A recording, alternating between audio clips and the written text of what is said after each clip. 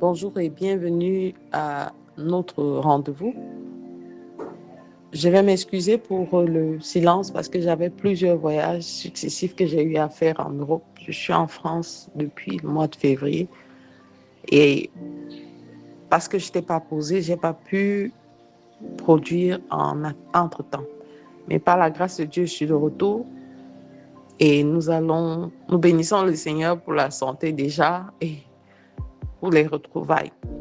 Ce jour, nous allons nous entretenir sur le thème Saint-Esprit, je veux me laisser guider par toi. Et le passage examiné est tiré de l'Épître aux Romains au chapitre 8, verset 14. Il est écrit: Car tous ceux qui sont conduits par l'Esprit de Dieu sont fils de Dieu. Tous ceux qui sont conduits par l'Esprit de Dieu sont fils de Dieu. Alors, le Saint-Esprit n'est pas une chose. Le Saint-Esprit, c'est la troisième personne de Dieu.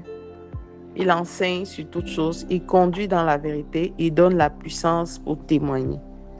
Depuis la Pentecôte, le Seigneur a donné le Saint-Esprit pour nous enseigner, nous consoler,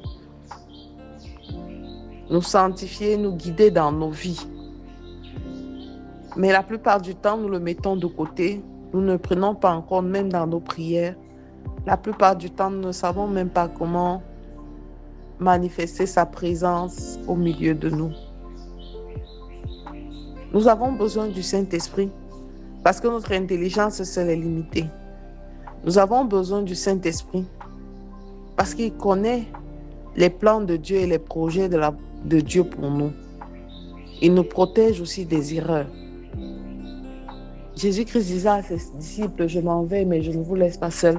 Je vous enverrai le Saint-Esprit qui vous enseignera, l'autre personne de Dieu, l'autre moi viendra. Alors pourquoi cet autre Dieu, on ne le cherche pas, on ne le consulte pas, on ne lui demande pas de venir nous consoler, nous assister chaque jour? Pourquoi ne nous laissons pas conduire par ce Saint-Esprit, cet Esprit de Dieu? Et tous ceux qui sont conduits par l'Esprit de Dieu sont fils de Dieu. Se laisser conduire par l'Esprit de Dieu nous empêchera de tomber dans les filets de l'oiseleur. Se laisser conduire par le Saint-Esprit nous empêchera de rester longtemps dans la tristesse, de rester longtemps dans l'amertume, dans la colère, parce qu'il nous renforcera, il nous équipera pour que toutes ces choses qui nous environnent et qui nous font sombrer ne soient plus un poids pour nous, mais il s'en servira comme des leviers pour nous élever à une nouvelle dimension. Certains me demanderont quelles sont les conditions de se laisser guider par le Saint-Esprit. La parole est claire. Tous ceux qui sont conduits par le Saint-Esprit sont fils de Dieu. Donc le préalable, c'est être né de nouveau. C'est recevoir Jésus comme son Seigneur et son Sauveur. C'est être un fils ou une fille du royaume.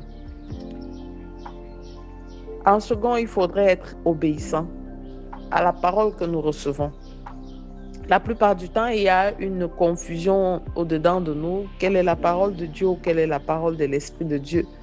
Et finalement, on finit par prendre la décision que la chair nous pousse à prendre parce que c'est elle qui nous semble agréable.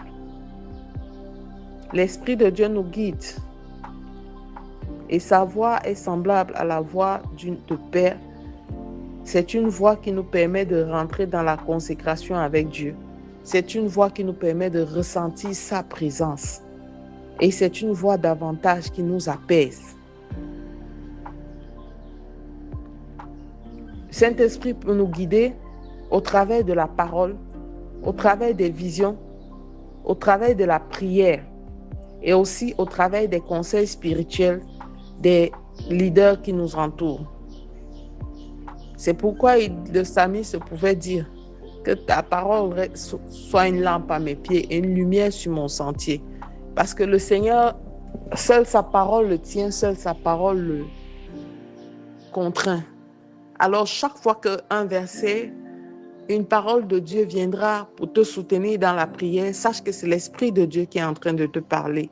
Le Seigneur ne se déconnecte pas de cette précepte, de sa parole pour te donner, pour t'abreuver. Et la conséquence logique, c'est la paix intérieure qui découle de toi. C'est la joie intérieure au milieu des tribulations. Certaines personnes se demandent comment se manifeste la présence du Saint-Esprit. J'aimerais te dire que chaque fois qu'il y a l'agitation, le trouble, l'oppression autour de toi et que toi, tu restes serein, tu restes calme, c'est l'Esprit de Dieu, c'est le Saint-Esprit qui te reconforte en te disant « Laisse-les s'agiter. J'ai déjà gagné le combat pour toi. Laisse-les fomenter des coups. Tu es plus que vainqueur en Jésus-Christ. Laisse-les penser prendre avantage de toi. Je me servirai de cette tourmente pour t'élever davantage. » Ça, c'est l'œuvre du Saint-Esprit. Lorsque les gens s'attendent à ce que tu coules, toi, tu réagis avec sourire et avec joie. Toi, tu réagis même avec amour. Au milieu des rapaces, au milieu des personnes qui ont conspiré pour te faire du mal. Parce que c'est l'œuvre du Saint-Esprit. Il sème en toi les fruits de l'Esprit qui te permettent de rester inébranlable devant toute situation qui aurait pu t'ébranler. Alors, je bénis le Seigneur pour cette semaine où nous allons nous laisser guider par le Saint-Esprit tout au long. Et je te recommande de faire cette prière afin que la paix intérieure soit constante, qu'elle ne dépende pas des circonstances, mais que ta paix intérieure dépende de ta communion avec Dieu et surtout de la présence continuelle du Saint-Esprit à tes côtés. Père éternel, accorde-moi la sagesse dans mes décisions, la paix dans les épreuves, la force dans les combats et la joie dans ta présence. Je confesse Jésus-Christ dans ma vie comme mon seul Seigneur et mon seul Sauveur. Et je déclare par l'autorité de Jésus-Christ que la paix que seul Dieu peut donner, celle qui vient de l'Esprit de Dieu, inonde mon cœur. Béni sois-tu, toi qui vis et règnes éternellement. Au nom de Jésus-Christ, nous avons prié. Amen, amen, amen.